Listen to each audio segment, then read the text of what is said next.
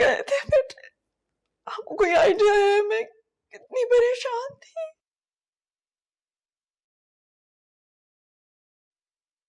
बोलो, जो कहना चाहते हो ना अपनी माँ से कह दो।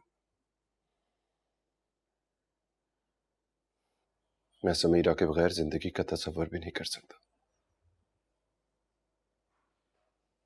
बहुत ज्यादा डिसअपॉइंटेड हूं आप सबसे,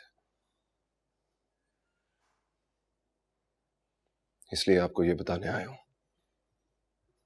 कि वर्दा की शादी के बाद मैं इस घर में नहीं रहूंगा।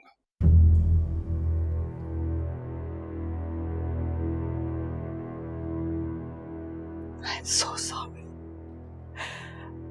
So sorry. आप जैसा कहोगे मैं वैसा ही करूंगी मेरी जान। आपको लगता है कि वो लोग अब मान जाएंगे? उनकी भी कोई इज्जत नफ्स है।